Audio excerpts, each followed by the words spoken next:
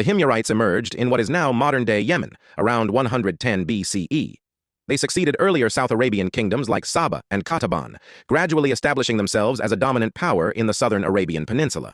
But what made the Himyarites truly remarkable wasn't just their survival, it was their ability to expand their influence over centuries, shaping the history of Arabia. The Himyarite Kingdom initially began as a tribal confederation in the highlands of Yemen. Their early society was structured around agriculture, particularly the cultivation of the fertile lands irrigated by advanced terrace systems. These terraces, fed by seasonal rains and ingenious water management, allowed the Himyarites to sustain a growing population and develop a strong economic base. Trade was another pillar of their rise. Situated along the incense trade routes, the Himyarites controlled the flow of frankincense and myrrh, luxury goods that were highly prized in Rome, Greece, and Egypt. By dominating these trade networks, they accumulated wealth that funded both military expansion and cultural development. By the 1st century CE, the Himyarites had absorbed neighboring territories, including Qataban and Hadramaut. This consolidation of power marked the beginning of a more organized state, capable of projecting influence beyond its mountainous. One of the defining features of the Himyarite Empire was its ability to unite disparate tribes under a central authority. Leaders such as Shammar Yahrish, who ruled in the early 3rd century CE, were instrumental in this process. He not only strengthened internal governance, but also expanded Himyarite influence across southern Arabia. Military strategy was key. The Himyarites maintained disciplined armies and utilized their knowledge of the harsh Arabian terrain to their advantage.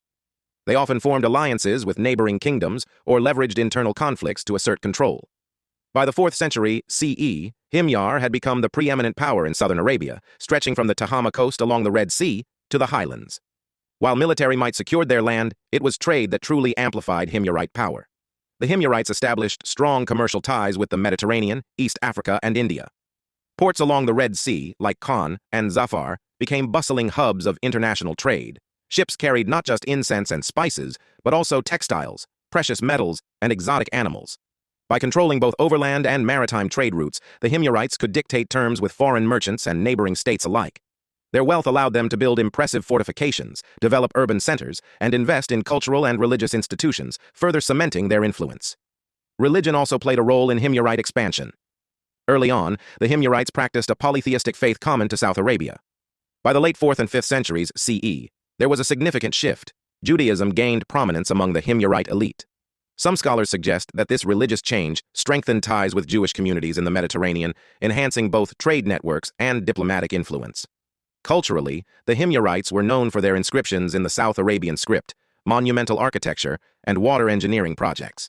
These achievements not only demonstrated their sophistication, but also helped integrate newly conquered territories, creating a shared identity across despite their successes, the Himyarite Empire faced challenges. Internal divisions, competition for trade dominance, and external pressures from the Aksumite Kingdom in Ethiopia eventually weakened their control. In the 6th century CE, after a series of conflicts and invasions, the Himyarite state fell, paving the way for the rise of Islam in the region. However, the legacy of the Himyarites endured.